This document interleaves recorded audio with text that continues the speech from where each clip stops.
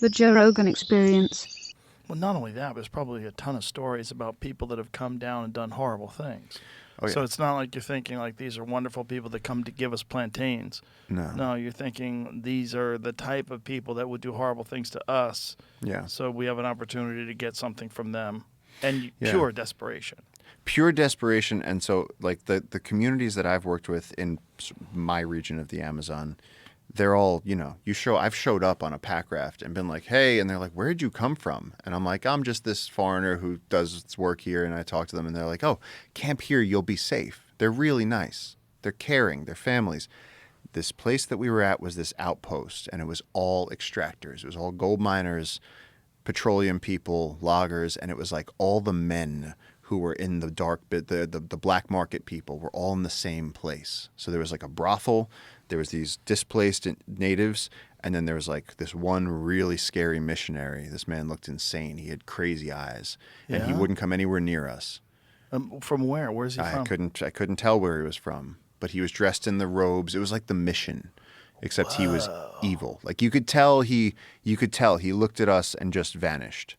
And he had this little settlement that he had cleared, and he was bringing his children in and pulling them out of the Was forest. he a white guy? He looked like a white guy, but it was hard to tell. He had like a beard. He looked like Rasputin. Oh, wow. And these poor people are sitting there, and you could see them like they were all like breastfeeding their babies and like trying to eat rats, and like it was just we stayed there for one night, and we didn't sleep. We slept back to back. We were just in our tent, just awake all night, and then the next day we got in the boat and we kept going further upriver, and we finally made it into past the edge of human civilization into just uncharted jungle. But it was really dark, and so at least where we are, it's like we're working with these tribes to make their lives better, to educate them, and there's this good feeling. We have Jungle Keeper shirts. I mean, now we're on the river and we see Jungle Keepers boats going by. We had gold miners just a few weeks ago. We had gold miners. The whole team was calling each other. We sent our ranger team out there. We brought the police. They arrested the gold miners. They brought them to town. They offered them jobs, and they said, "You just can't be doing that here." And so they only cleared like half an acre of forest. And then we got them. So they didn't destroy anything. And so that's how we're keeping the river safe. But someone hired them to mine gold, right? So that's the thing. No one hires them. They get it in their head. They go, hey, to their cousin, they'll go, why don't we go make some money? Let's go up there and see if there's gold. And they'll launch a little expedition. They'll bring like a 16 horsepower motor, go for 3 days, and they'll sneak past us now the government's getting involved because we've been having this success. We're going to get a park guard station on our river, so we're not going to have this problem. But they'll go up the river and they'll just set up, and they'll start panning, and they'll go, I see a little flake here, and they're like, cool, let's burn some forest, and then we'll start sucking it up. We'll run it through the big motor, and they'll bring their wives and their kids, and it's artisanal. And so what they do is they get the gold, and then they have to take it in their little boat back to the town. And then here's the problem. There's one store where you go to sell the gold. And guess who's waiting outside that store? The people that rob you at gunpoint and take your gold and then give it to the actual people. And so it's really sad artisanal gold mining. They're not organized. And it's the same with the Narcos. We've been having a problem with Narcos. And everyone's like, dude, you can't mess with the Narcos. Like, you're going to lose the fight. And it's like, yeah, but these are people that are like, we're just going to grow a little bit and What then are they try growing? and sell it. Coca. We helped the police bust we saw a clearing on deep, way upriver, days upriver. There was a clearing out in the jungle, and so we sent our rangers. The rangers came back and were like, we can't deal with this. There's something scary going on up there. And so we told the police, and the police were like, yeah, we'll try and get up there. Now, at the same time, I'm with JJ one day, and we always do the same thing. When there was a bad patch of deforestation along the river, and we said, how the hell did this happen? They did it so quick. And so I put up the drone, and I flew it over, and I'm still going, who are these people? Are they loggers? We're just trying to get a sense of what's going on. Fly the drone down, and usually when we see loggers, they'll run into, they have these little palm thatched huts.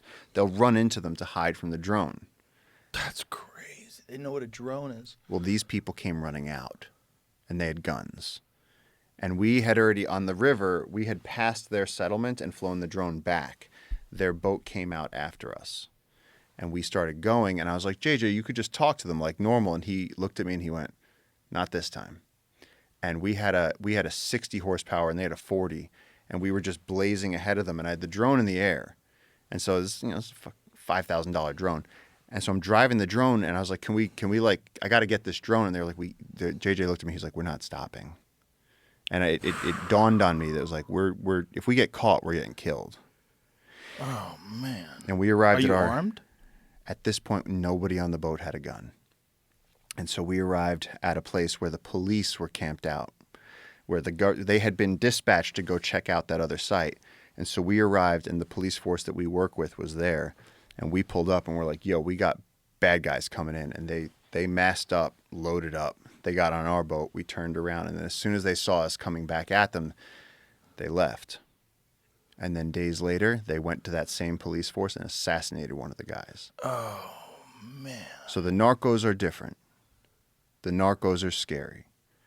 And that clearing that we originally found, they were actually sacks of white powder. The Peruvian military went in and actually raided that camp, arrested everybody.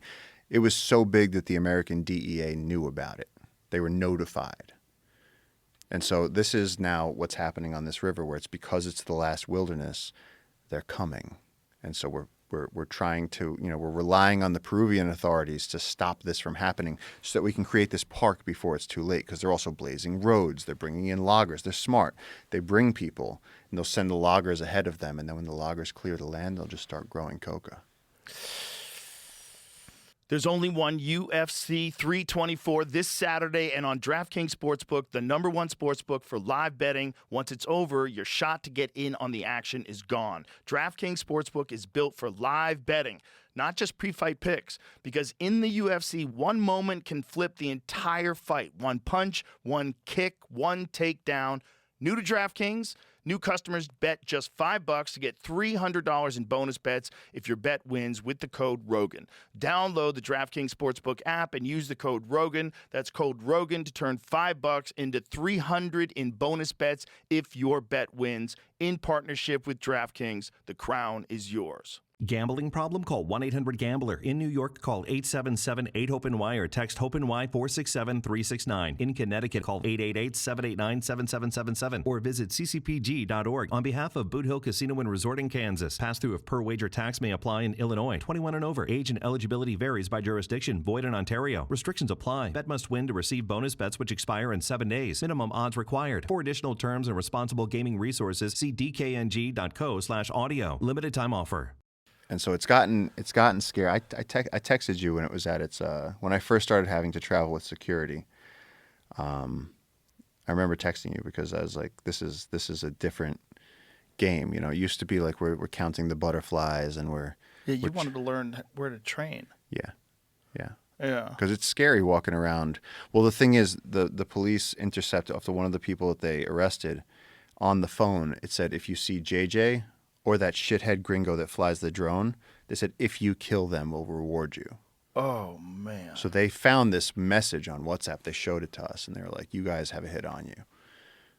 And then a few days later, JJ was supposed to get in the car at the side. You take the boat downriver to the car, and he was supposed to get in the car and go back to the town. He actually came downriver in the boat, and then went, I forgot that I wanted to finish up something at the station, take me back. He went back to the station. So our driver, Percy, started driving back along this little dirt logging road by himself. And they had trees across the road. Masked guys with guns. They put the guns in the windows. They pulled him out, and our windows are tinted. And they said, take JJ and Paul out. They were going to do it. And so it just so happened that JJ wasn't in the car. Just by pure luck, he was not in the car that day. And they roughed up our driver. They took his driver's license. They took his cell phone.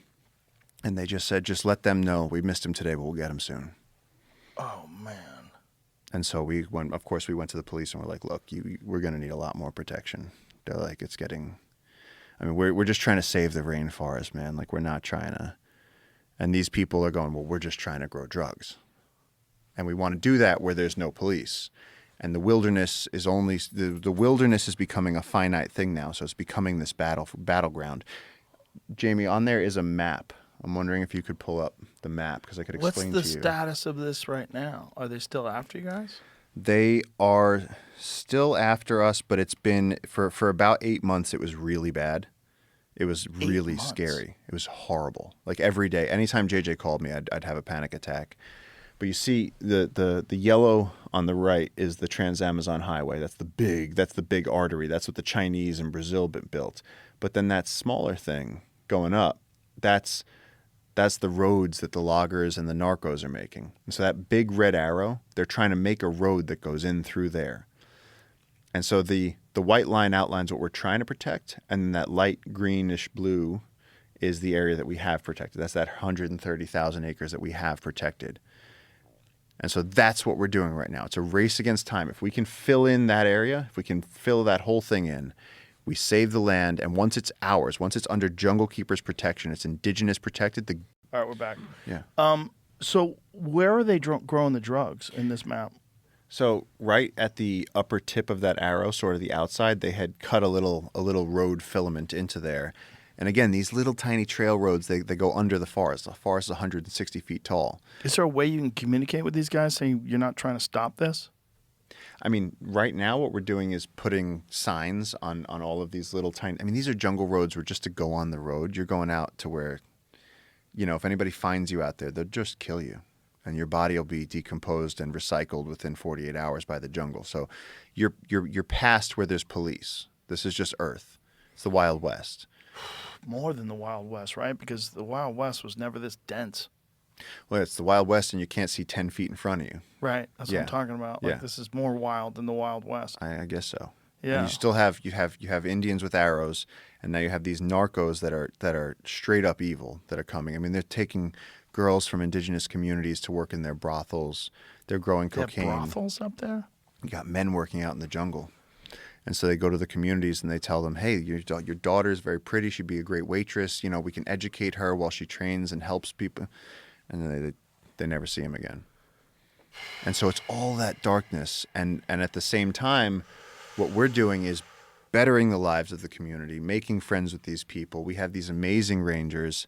And I mean, we have different ranger stations along the river. And if we make this into a park, like John Muir took Teddy Roosevelt on a 3-day camping trip and showed him Yosemite and like Sequoia and all this stuff. And he was like, we got to protect this. Like, it's special here. Look at the size of these trees. Look at the beauty of this valley. And then they protected it. There's nothing as wild as this river on Earth today.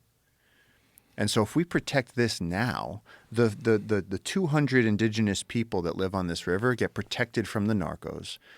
They continue having abundant fish and resources, and then they'll work as park guards and educators and chefs and boat drivers to maintain this gigantic protected area, and then Peru will have this crown jewel of the Amazon. So they love it. But how can you protect them from the narcos? I mean, it The seems police- like the amount of money that's involved in trafficking cocaine would make it a real problem. But the good thing is that these are the little artisanal ones. These are the guys that go, these are not like mafia bosses. This isn't like the Mexican cartel. These are like these little clans of people that go, you know what? We could just grow some cocaine and then we'll sell it to the big guys. And so they're like mom and pop cocaine growers. And But so they're also murderers. well, of course. And so when the cops go out there, the cops just arrest them and take them straight to jail. And so the cops have been everyone assumes that Latin American police, no matter what, are going to be corrupt. And like the police force we've been working with has been keeping us alive. And they want this park protected as much as the indigenous people do. It's amazing how many good people are out there. They're actually helping. And how many narco organizations, artisanal narco organizations, are out there? Peru has become... It's not great. Peru, I think, has become, if not on the same level as Colombia, I think they might have surpassed Colombia in terms of cocaine production. They're not doing great with that right now. And so we're at this very, very crucial juncture there. But, it's funny because in doing all this, even with the book coming out, and I've been talking to people, and people go, well, you have narcos now. They're like, so you're going to fail. And it's like, man, you're not even the one on the ground. Like, I'm the one on the ground. I'm telling you we're not going to fail. And the police have been successful at clearing them out, and it's getting better. Just like the whole thing with, the Amazon's disappearing, but we can still stop it. It's like you think like before D-Day, if Churchill was like, we'll probably lose. Like, you can't have that mentality. And so it's very, very encouraging seeing the local people stand up for what they believe in, and the job is dangerous. There's a video on there that I think it says Sandra Tree Crush, but I got woke up a few weeks ago, and one of my managers came running at like 3 a.m.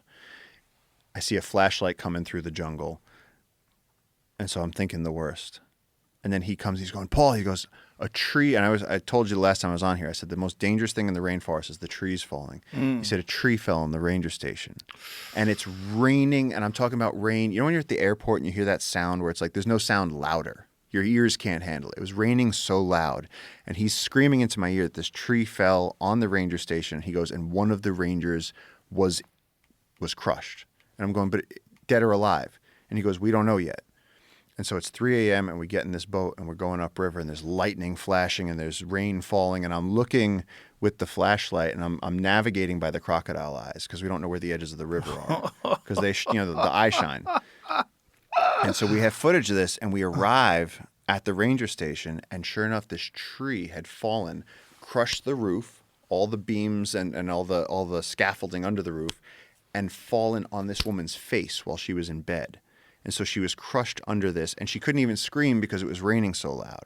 And so we get there, and I stick my hand into the rubble, and I hold her hand, and I'm like, are you okay? And she was like, hey, Paul. She's like, I have no idea. And she was amazingly like buoyant. She was like, I have no idea if I'm okay. She's like, but I'm alive.